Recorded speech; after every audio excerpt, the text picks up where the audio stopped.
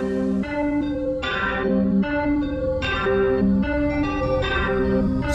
music.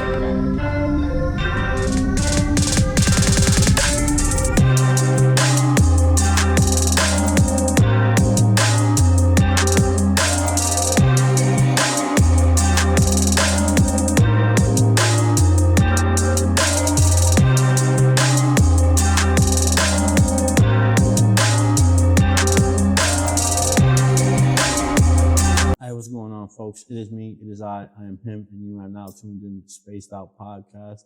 And we are in New York City, folks. I got Puffy The Real in the building. I appreciate you, bro. I appreciate you having us.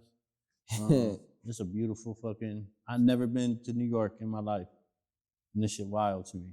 Like, this many people in just a small-ass area. Yeah, I mean, well, technically you're in Long Island, which is still...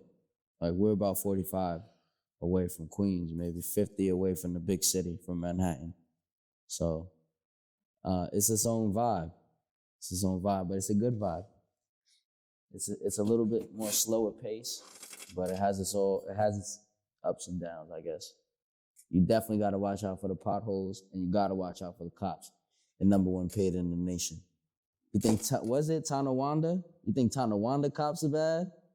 Yo. Shit, do your Googles on Suffolk County. Suffolk County cops, number one paid in the nation. There's no other cop that gets more bread than Suffolk County. Why they get paid so much? Because they get them tickets. We noticed that. Like, they get them motherfucking the cops tickets in Jersey out here, and New bro. York were out there today. They're fucking nasty. You can't even be looking a certain way and driving. I'll take my hat right off if I see a cop like this. Just certain things. That was the thing about my time in Cali, because I spent some time in Cali. I spent like 3 years in Cali. Yeah. I had no fear of the police. I could see police officers like scoped out or maybe in the corner somewhere, or even just driving. It's like they never paid me no mind. I was out there with my car, had all my New York State plates on it. Shit was peace. Nobody bothered me. Yeah. Never got stopped once. Oh no, something about maybe they not checking for my plates because they're not Cali plates, or maybe they just don't care. It's different in Cali. Nah, you been there? Yeah, it was way different. Here it's like they on everybody's ass. They don't give a fuck.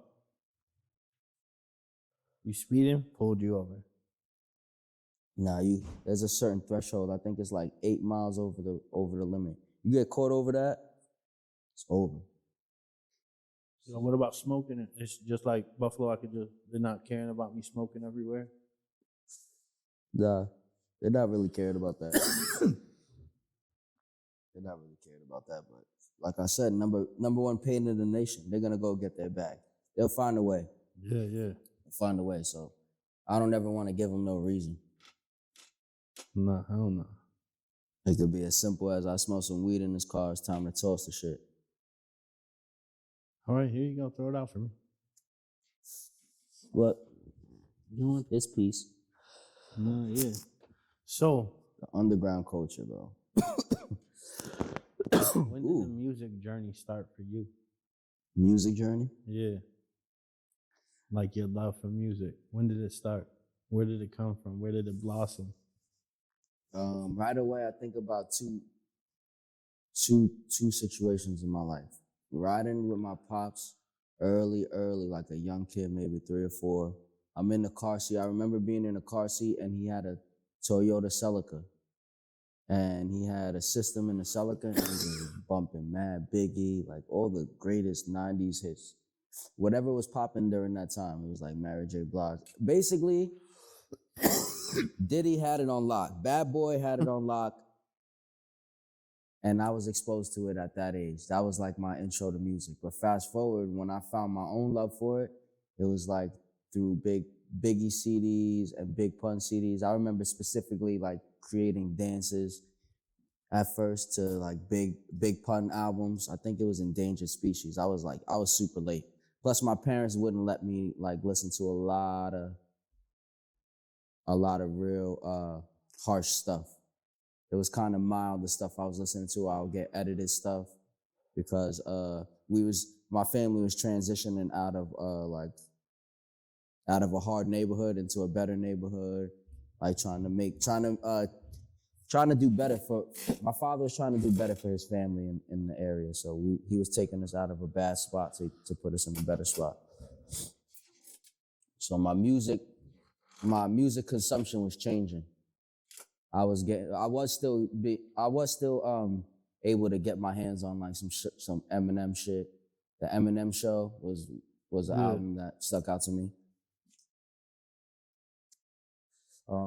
The first CD I ever bought with my own money was Diplomatic Immunity. Dipset. Fire. Shout out Heatmakers for making that sound. Yeah, it pretty much starts there, and it continues on from there. Cause Dipset had it. I remember being in high school. Well, not even high school, before that, middle school. Dipset's on top, Joel Santana, nobody could tell. Nobody could tell me anybody hotter than Joel Santana. But then Lil Wayne comes. Yeah. Lil Wayne you get the knocking down shit south over. effect. Yeah. But I grew up in the back of the Celica with the Mary J. Blige, Biggie, the remixes. Like, that's what I grew up on. So now Wayne's coming out, and this is foreign. This is new to me. People, I can't understand why it's so fire to them. It's a new sound that has to digest to me. I'm used to this. Yeah.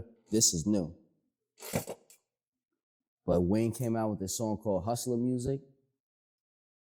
Baby, you gotta know that I'm just... Yo. Woo! The Carter. When that one came, I was like, I could get with this. I like this. Yeah. And that song was like the start of my love for sample-based music, because I don't know anything. I just know that I like this. I don't know why I like this. Fast forward as I become a producer, I know why I like soul samples. I like stuff with pain in it. Because I like to extract the pain from the artist. I want to make things that matter. I want people to be like, yo, this song right here, bro, it was tough to make. But when I made it, that shit was like therapy. So that's what I'm pulling for when I'm listening. When I was listening back then and figuring out what I liked without even knowing, it was like, I'm just listening for the pain. I'm good on the bubblegum pop shit. Nah, yeah, that's a fact. Where's the pain at? I had this vivid memory of, I think it was 3rd grade, and we would get resource time. Whatever time to fuck around, just do whatever you wanted to do. Some people pulled out like wrestlers, some people had action figures. But I would sit with the classroom CD player, because we had classical music, and there was this one song that I liked the most. It was called Moonlight Sonata by Beethoven. And I'll just play it over and over and over and over and over. Just that one song. Over and over and over. So that was the song. Beethoven. Moonlight Sonata. That Big Pun, yeah. CD. Yep. I remember that. Yo, that's the only rap CD my dad had. Why? Because he was Puerto Rican. Yeah. It was the first like Puerto Rican rapper. Like Fat Joe wasn't it. It was fucking Big Pun was it.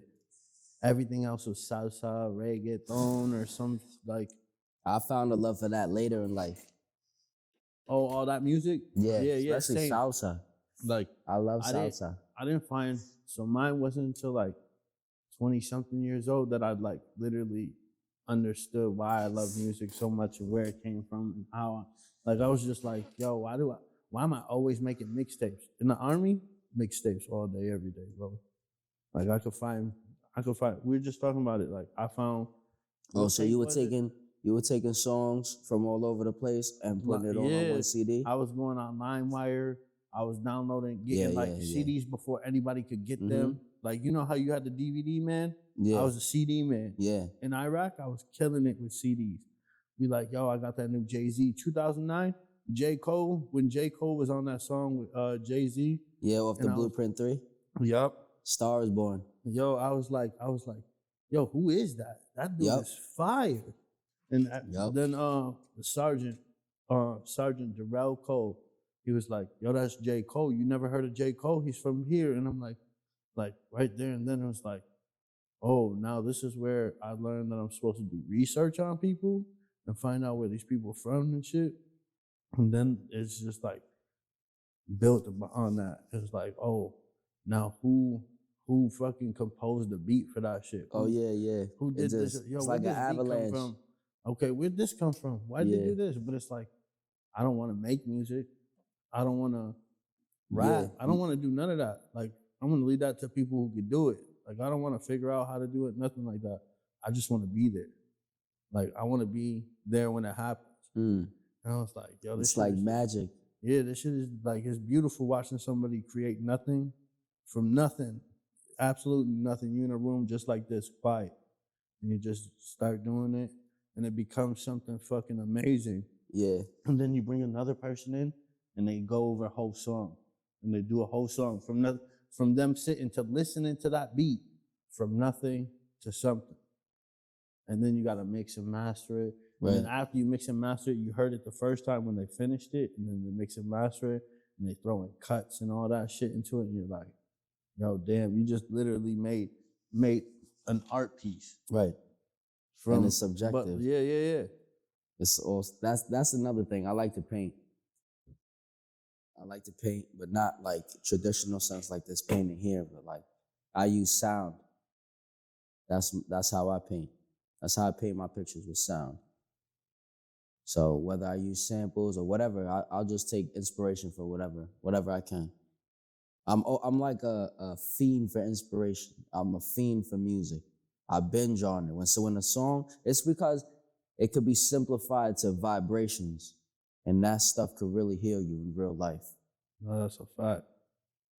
I was telling And I never knew it, but like in further research, I found out how everything is vibrations. So it would only make sense that these songs that we could hear, people's vibrations that they speak, and the vibration of the music, it could heal you. That what shit make is you want to like, do some shit? Like, what you tell me the first time we was cleaning the fucking dispensary together, and I didn't put on the certain type of music. what I say, but I said put on some salsa, right? Yo, he was like, yo, next time I'm cleaning, bro, I'm gonna need you to put on some salsa. He's like, yo, that's the only way I could do it. Yo, and that, when you said that, bro, the instant sense of my home, with me growing up, shot right through my head. I'm like, yo, damn.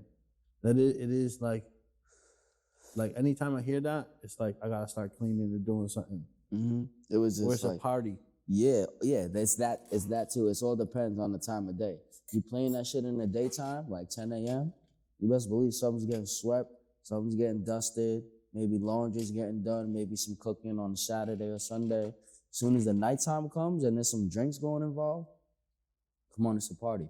A lot of times, that's like that type of music is inspiring my family and the elders in my family to like share their stories. So it's like a spirit, like that shit is spiritual. Yeah. Vibrations are spiritual. All that shit is like, I didn't understand it as a kid why they would play it, but now it takes them to a certain place. And then them explaining it to me takes me to a certain place when I listen to it, just like it took you to a certain place. That Right should to be your crib. taking It's you. like, Be like, yo. yeah, it's a time machine. Our spirit goes somewhere else. That's like smells too. When certain smells hit your nose, you go right out. We was driving here and I hit my nose and I'm like, yo, oh fuck, Iraq came back quick. I was like, yo, that shit smelled just like Iraq, wherever we drove through. Where were we driving through? Somewhere in New York City. I don't know. or New Jersey. It smelled like It was like on the edge of the water. some sewage plant. So this is your first time at the city. Yeah. All right, so Anywhere, Long Island, anywhere over here. yeah, it's beautiful over here. I can't wait But to it's explore and shit tomorrow. This is what I love about this place and that I hated about Cali. In Cali, everybody cares about, or they make it seem like they care about what you're going through. But in New York, no one truly gives a fuck. You could be dying on the fucking street. People are gonna step over you to get to their destination. It's just a hustle and bustle type, like go get it done type of energy and type of mentality. When I was in Cali, it's a little less. I'm sure there's people that's like that though. Yeah, yeah. Yes, I'm sure, because that's everywhere. It's just where I was located, it was too much of the opposite of what I'm used to over here. But it's good to slow down too, because I had a lot of beach time. Yeah, that beach is cold. I don't as get a lot of fuck. beach time. I don't That's get a the lot of beach coldest time in New beaches York. the world. But in Cali, you might catch me with my shirt off, running, doing like 4 miles somewhere by the beach, you know? You're not going in that water though, is you? It all depends on how hot it gets. Yo, cause I don't know. It was hasn't like, really gotten that hot. it was like 90-something degrees, bro. I went into that water, got right the fuck out. I was smoking on the beach. Cops were walking. My homie's like, yo, cops is coming. I dipped the whole fucking joint in the sand. Like, yo. They're looking around, Yo. like, where that smell coming from? Yo, one time, me and my cousin, he had to get some work done on his car, so he had a rental, and it was a Mustang, one of the new ones. He had a Mustang, so he's a real speed demon. He was wilding out. And I think we turned into the wrong area in Coney Island, and he rolled the L. Hands it to me, right? We drive out, and then we get pulled over by the detectives. We was in a hot neighborhood, but we didn't even know it. Pulled out. I put the blunt like on the door handle and just let it drop. Boom. Like this. Like on the outside door handle. As soon as they pulled us over, put it on the outside door handle and let it drop. So they flipped the car, told us they trying to find some guns and like other shit. They didn't find shit, let us go. But I went back and found the blunt. It was like some secret agent shit where you fucking, on the door handle, you know how the curve of the car just rolled with the car. They'd never seen it. The blunt, perfect. I came back, picked the blunt up, and we left. We carried on our day. It's a perfect scenario. Yeah, yeah. Sometimes it don't happen like that, but Nah. in that sometimes it case, don't. yeah, we didn't really make no mistake to get pulled over, but they pulled us over trying to find some guns. Nah, It was in yeah. the wrong. It could be like that in New York. You could pull down the wrong area, wrong street, make the wrong turn. I'm sure you learned today making a couple wrong turns. Yo, so Shit many. take you miles away. My guy right here, Mr. Green, fucking missed a couple turns, a couple yeah. It exits. happens, It's bro. happened twice since we've been here. There's this one but bridge. It's gonna happen more. I'm It was good. The 639 or something. We were supposed to turn onto the 630 No, the something. 295, whatever the fuck, where the George Washington Bridge is. Went over the bridge. Oh yeah, as soon as you go over that bridge, you gotta, it's one of those. That catches me almost every time. I really didn't think I made a mistake. I was like in complete You can shock. you can make one false move and now you gotta drive 3 miles out the way. Especially over that bridge. That's why that George when you Washington text Bridge. 20 minutes, I was like, oh shit, we 6 minutes away. And he missed the exit. And I was like, oh, all right. I was like, okay, got you. No Yup. problem. Because like we literally pulled up and then you pulled up. I was Yeah, like, that yo, was it's good. That's perfect. perfect timing, though. I'm like, I thank left God. just in time. Like I was doing so much right before I got over here. But I'm happy that Nah, we came yeah. out and that, you know what I mean? Yo, I was so able to get out here.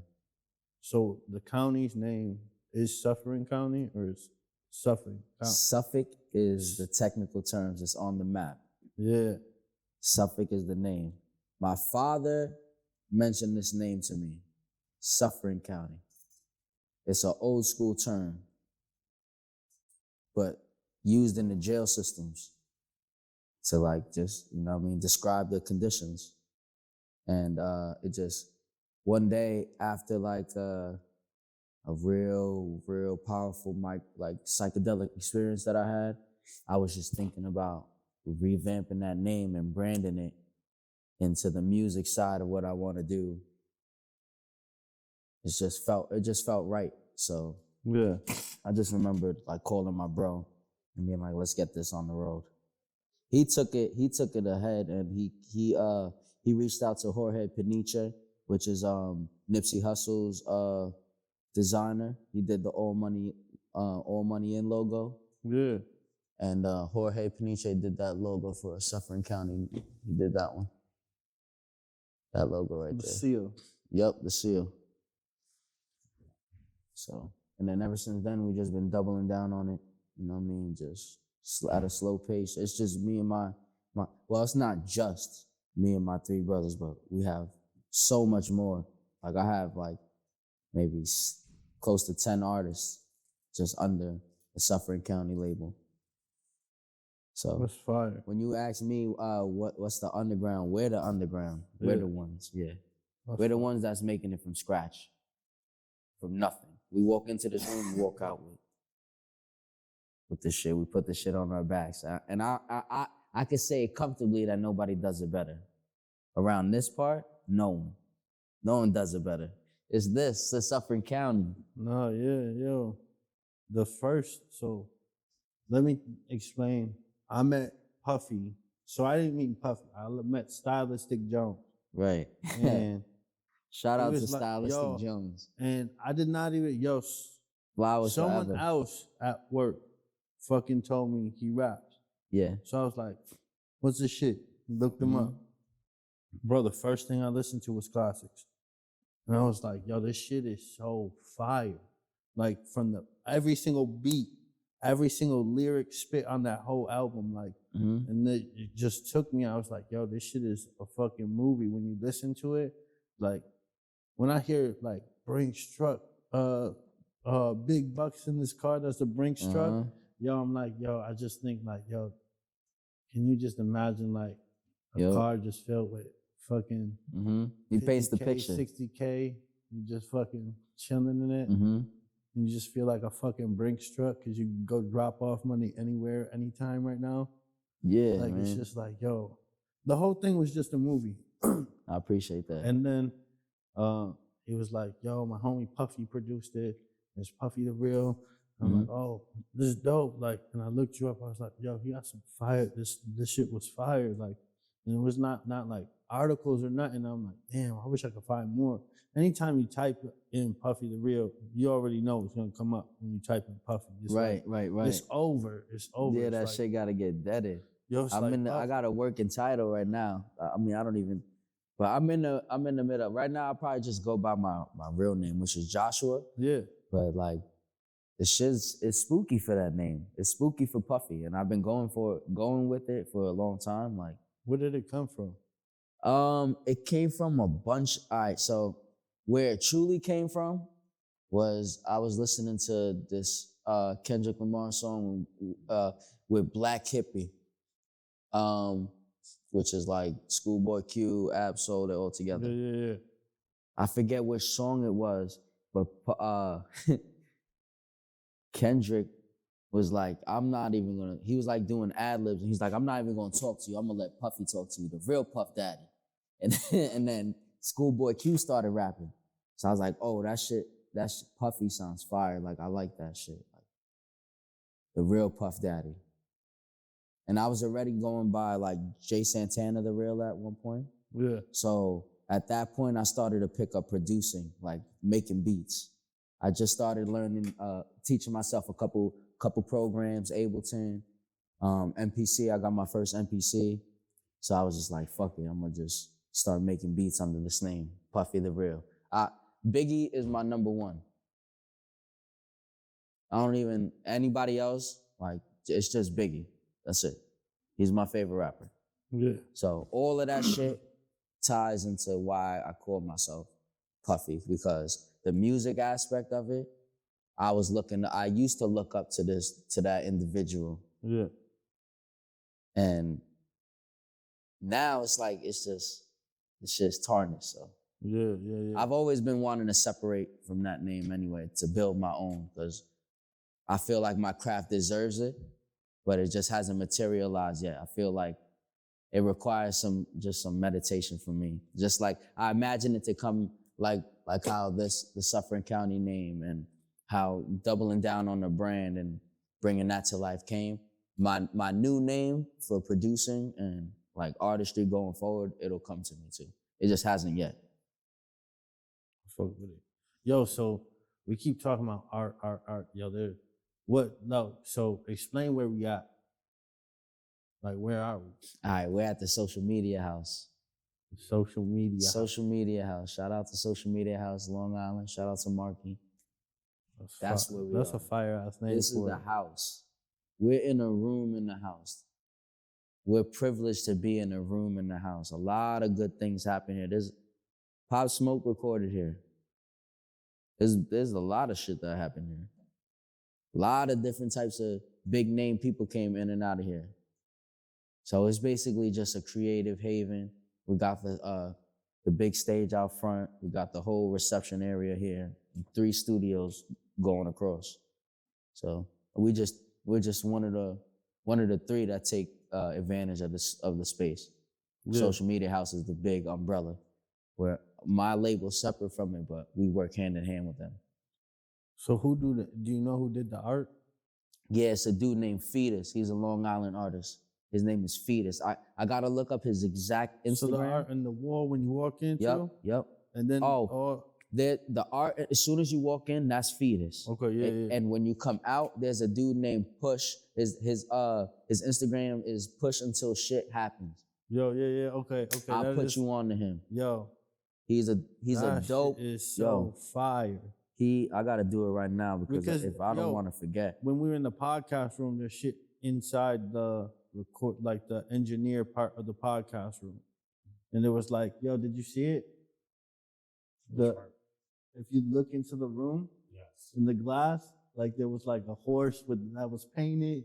There was fucking art inside that room that wasn't put out. And I was like, yo, all that art is stupid. Like, it was like, yo, my brain was just like, it reminded me of the Pittsburgh I gotta spot. find him.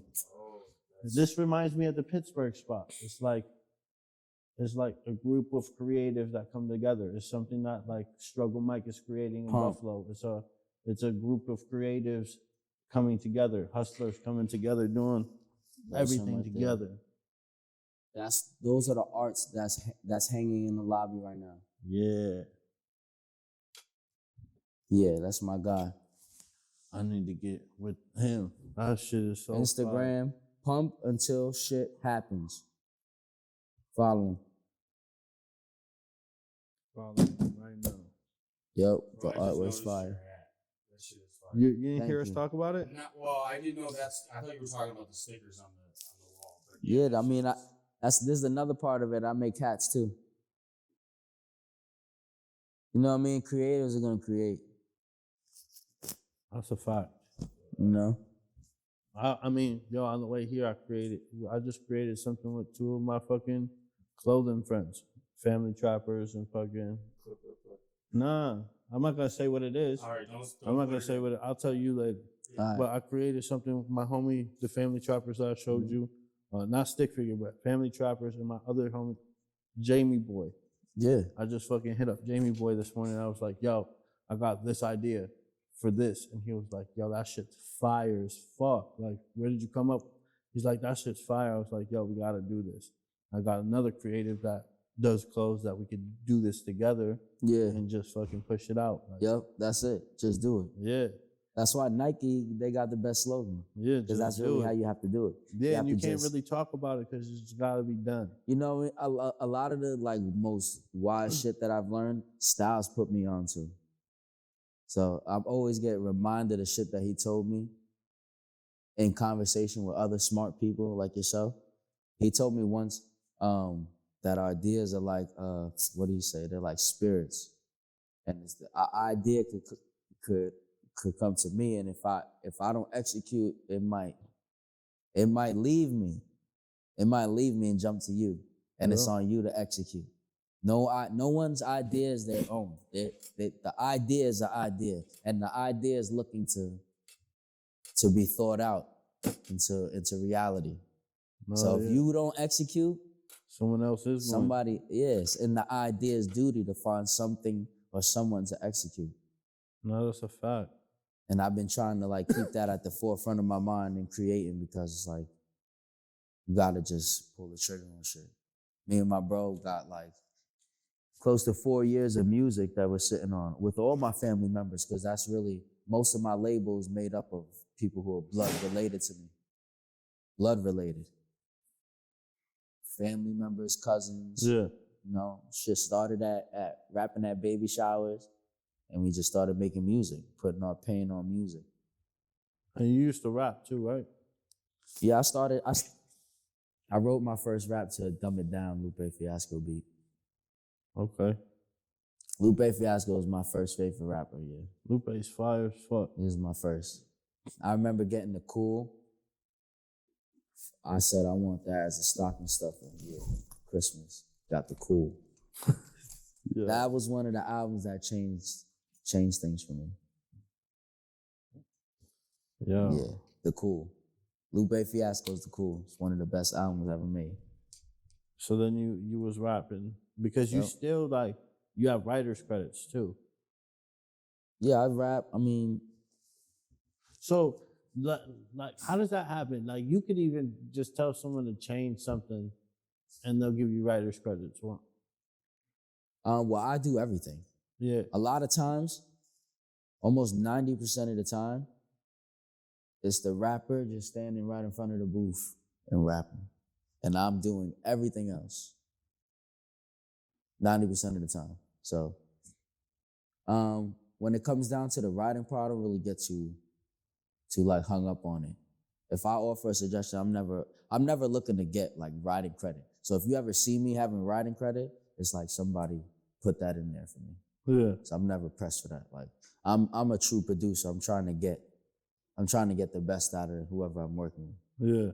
And that's separate from like taking a session. Because I'll take sessions to just record people who I don't really like. So a lot of people like to waste my time. But for some people who I really care about, if we could develop a relationship, I'll go out of my way to like push the artist to give me the best that they could. And it's like usually in content, I feel like we're in a content deficit area where like people only want to make a certain type of music. And it's easy to make this type of music and it's oversaturated over there. But nobody wants to be over here like digging their pain, saying the hard truths over beats and stuff. And like, I don't know. I'm always like trying to spill my pain out. No, yeah, that's the music that I'm caught up in right now. It's like I can't get out of listening to people like Styles or people like Rick Hyde.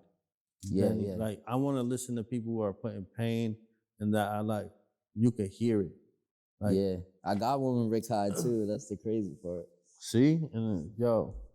That's And the your beats crazy is part. like, yo, Rick Hyde it's is, like, shout out to Rick Hyde. your beats is crazy, bro. Appreciate it, yeah. Crazy. Ski Beats, shout out to Ski Beats too. He's the one that taught me. Yeah? He was my first mentor for production, yeah. Actually, my second mentor. My first mentor was my homie who even lives even further from here. He goes by Reese G14. He was a producer from Master. But he was the one that was like, yo, oh, you want to learn how to produce? All right, get an MPC. All right, well, this is how you do it. Boom. All right, you figured out how to do drums? Well, look, this is how you pull the synthesizer up. What's a synthesizer? This is a synthesizer. Boom. He even went as far, shout out to Reese. He even goes as far as to be like, all right, well, now you need to get some speakers. What you want to do? How much? You got half? I got the other half for you. You can hit me off whenever you got it. Boom. Going to buy monitors, breaking bread. So shout out to Reese. I really started producing for Reese. I started producing because Reese was our producer first. But he was like, he said some shit once. He was like, and shout out to Reese. Reese made some fire beats. He always would come by and play some fire beats. And he would be like, yeah, these shits are fire, but I just don't got nobody to rap on them. And I knew like 5 or 6 niggas that would rap on them and rap on them good. So I'm like, all right, I'm gonna just start making this shit myself. Just like everything else. Learn how to use Pro Tools, learn how to record myself, learn all the terminology, using these machines, just picking them up and using them, just touching shit and figuring it out. Fuck a manual. This is before YouTube popularity. I'm just figuring it out. I was using Skillshare. Any producers trying to be a producer and you need a place that has a concentrated workflow where you could check videos off and really learn from things, and it's not so chaotic all over the place, Skillshare.com. They're not paying me yet to advertise, but they will be. Skillshare is where I learned how to use Ableton. I learned so much from Skillshare. I learned how to be a better engineer from rocking on Skillshare, just from learning. So I use all the tools I could. I never even heard about that shit.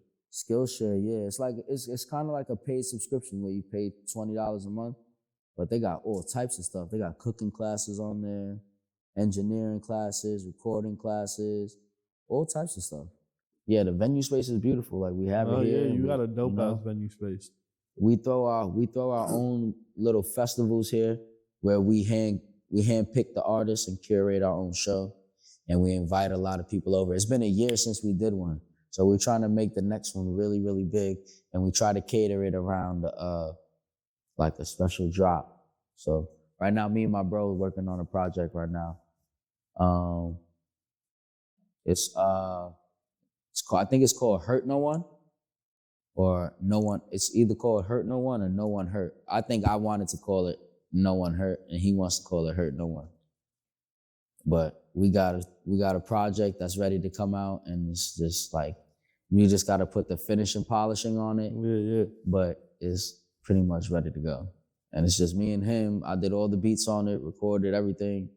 Like everything from the thoughts from our head to the recording. And we made a nice little project, so can't wait to drop that. And that's shit. your blood brother? Yeah.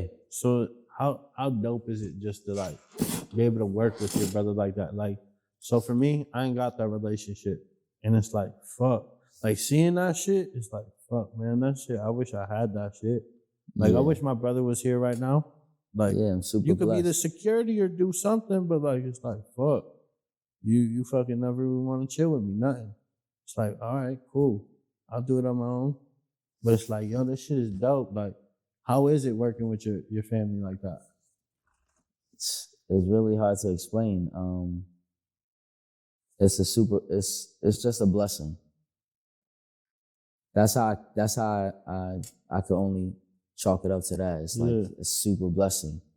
And then things that like that's so easy for me to work with him. So I feel like it's our calling to do it. No, yeah. I feel like things are positioned in a certain way for us to do certain things, and our voice is meant to be a big voice because we've been chosen. But it's like it's getting cliche now. Everybody thinks they're the chosen ones, but it's like you have to think that way. You have to have that confidence.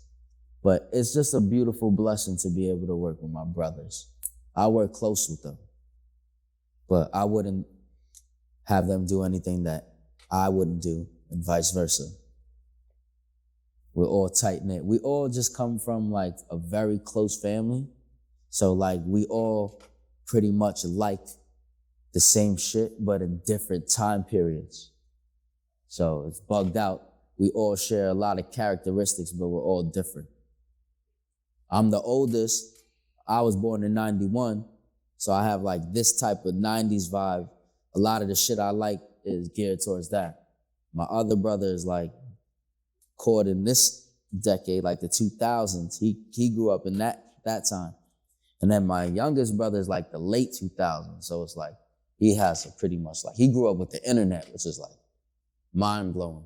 I remember when there was no internet. Yeah, yo, I grew up with fucking, my parents had the first Verizon fucking type cell phones where you put that like green, that like, I don't even remember what the fuck it was. You had to fucking pay for texting and all you had was Snake on the phone. Yeah, like, no kids with fire. Yeah, like the actual, like not those big ass step. cell phones. I'm talking about the other cell phones, like the block. Bricks and shit, yeah. No, the ones after the bricks. Right no after kids, bricks. Yeah. Yo, fuck bricks. But then they came out with the mini bricks where you get like blue wireless. I don't know what it would have been called here. But like, it'd be like a phone this big. Like you get a phone like that. A blue one. They got big ass buttons on it and shit, bro. with We a came a screen long way. just I had a like- Sidekick. You ever had a Sidekick? Yeah. That was an amazing phone. Sidekicks.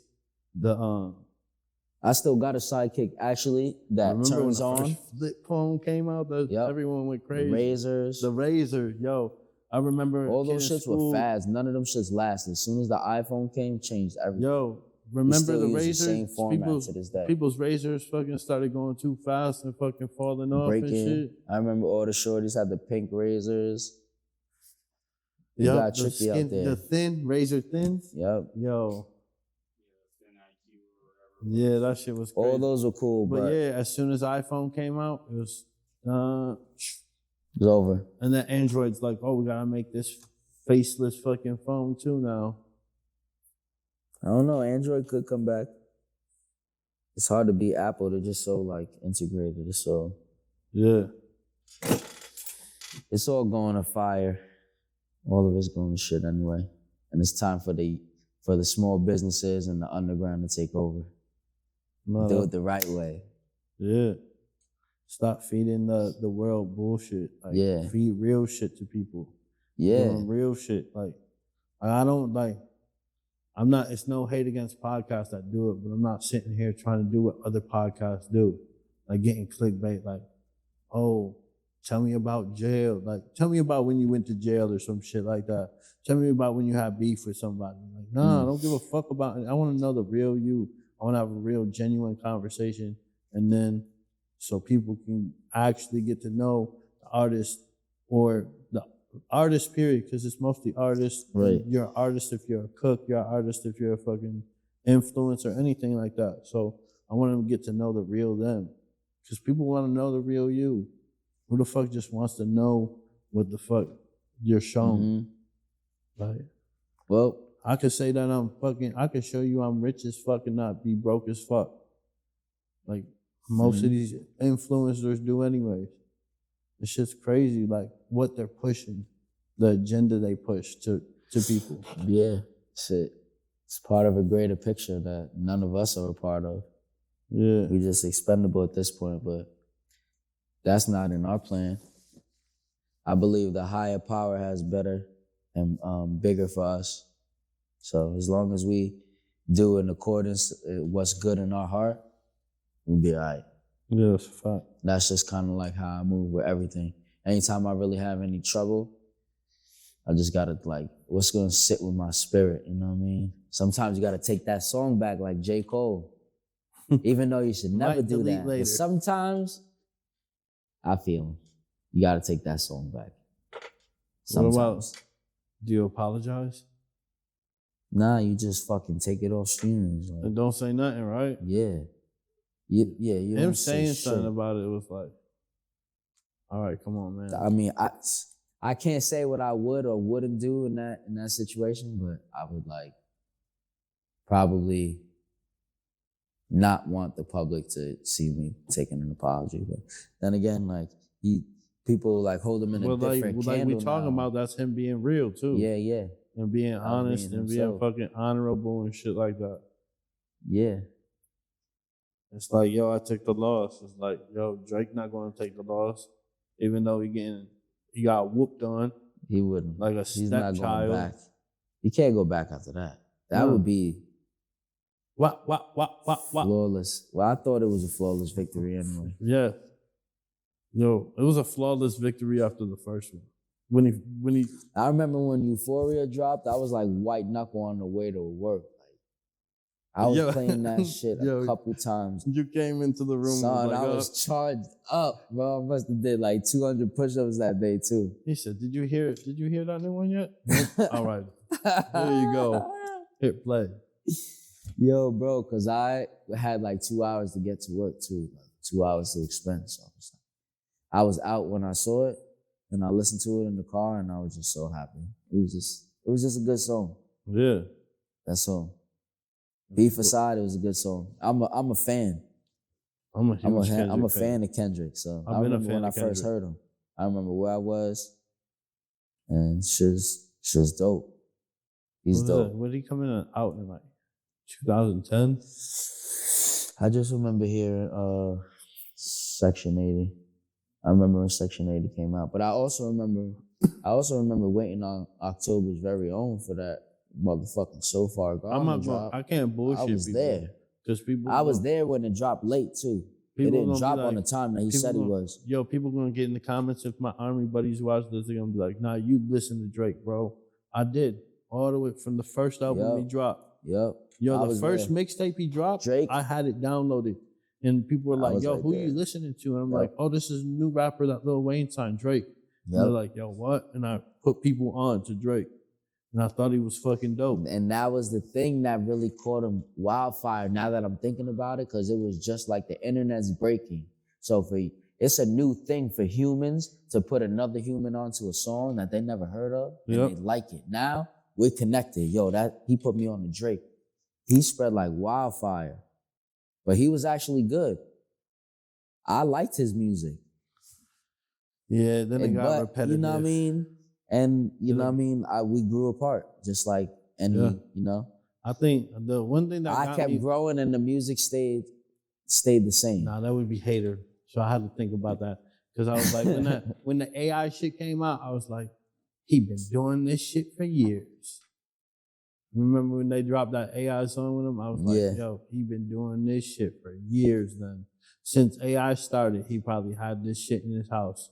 I don't know. When Meek said that shit and the Quentin Miller shit leaked, I felt very like a piece of Drake died for me in that way. Like his statue got a chip in it.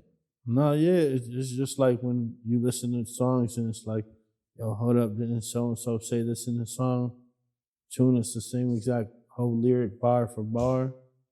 And you're like, Yeah, what but it's even fuck? crazier when it's a whole track, somebody else's whole track. But Oh, you know, yeah. everybody, it's all subjective. I was just, like I said, it brings me back to when I was driving in the car with my pops in the fucking Celica in the back seat, listening to Biggie. We listen to that. That's what I come from. Yeah. So that shit that Drake is doing rubs me the wrong way. But someone who comes up, a young kid who only knows the internet, just wakes, like, before I even like music, I'm hearing music on the internet. These kids, they don't give a fuck about that shit. They don't care who wrote the shit. It's No. a slammer. Yo, isn't it? Yo, they don't care. That's not part of their, who's like, that one what the kid who said- foundation of. Who's that one kid, glasses with the braces in his genius fucking joint? He was like, I don't do that shit. He's from New York. He was a New York cat. Young kid. He said that he don't shoot. He don't do none of that. Like, and I was like, yo, it's crazy that these kids is vibing to these kids. It's crazy that people is vibing to a rat. Like, they'll vibe to a rat nowadays and don't give a fuck. They think ratting's cool. Being a snitch is cool. Nah. And it's like, yo, what are we doing? Like, where are we going in this world? Like, you can't yell at kids, you get fired for yelling at kids now. It's like, yo, you can't be. There's some other shit going on, but it's like the tides turn. So as like things get crazy, we gotta prepare for when things get good and enjoy the times when things get good. It's like my Korean homie Doki. Like his pops has a lot of wisdom too. Like these are the people who I soak up my wisdom from when I'm not here. When Yeah. I'm out there, I get it from them. He was just telling me how like you have to just move with the waves. Your attitude should just be neutral because you never know. You never know. You might be up here today and then the same day you might be down here. So you have to treat both feelings neutral and ride it out like that. Don't let nothing break you off your neutral position. Yeah. Like endless wisdom that you have to get. That's why you said you love traveling. Keep traveling. Keep doing more podcasts. Keep touching the people. You touching the people that matter if you over here in fucking Deer Park, Long Island. Don't forget that. You touching the people that matter. I got to get on stage in fucking London in front of 11,000 people. That's fire. The type of shit that you could do anything on stage and they just gonna look at you like, oh my God, this is the greatest thing ever. Yeah. You could do anything. Fuck. It's crazy. That many people on stage, that much energy. A lot comes with it. Start looking at your phone different, your messages, your acts different. Everything starts feeling different. But it's like a wave, nigga. That shit goes away too. Tour's over. Go back to realities. Get back to making more music. Like, this shit never ends. It's like that drive home. As soon as you pass that certain point, you're like, oh, it's over. Or you get off the plane, you walk off out of the airport, and you're like, oh, it's over. Back to reality. Back to suffering. Nah, but you back to suffering county. See how it rings? Yeah. But life is what you make it, so you can make, we all gonna suffer, like DMX said in his song, to live is to suffer. Yep. You know what I mean? But you gotta survive, you gotta find meaning, so your life should have meaning. Yeah. Load your shit up with a good job, man, and do some other shit on the side and take care of your family. That's really what life's about. To me, I think. No, yeah. But besides that, music all day. All day, every day. Music, weed, and fashion. That's really it. Shout out Family Trappers. Yeah. Just so y'all know, this video is sponsored by Family Trapper Studios. Shout out to Family Trapper Studios. Yo, I appreciate you, bro. I appreciate you having us. Yeah, likewise. And I hope to see you in Buffalo soon. Yeah. Put in a good word for me. Even if it's not for work shit. Oh, yeah, I'm coming out there. Niagara Falls. Music, we'll go to Toronto. Yeah. We get crazy. Yeah. It's about to be summertime, so I'm going to go up there. I'm expecting some of that wedding, what is it? Wedding Crashers? Yeah, it was Wedding Crashers, yes. From Rolling Green. It's probably gone by now, right? Make sure y'all stop at 900 Niagara Falls Boulevard. Yep. That's 900 Niagara Falls Boulevard, Buffalo Love Dreams. Yep. Best dispensary in Buffalo, New York, with the widest selection. Yep. And the best Buffalo prices. Dreams. Shout out to them. Yo. But yeah, I appreciate you, bro. Yo. Likewise. Thanks for everything. Yes, sir. Yo, I'll catch y'all on the next one. Peace.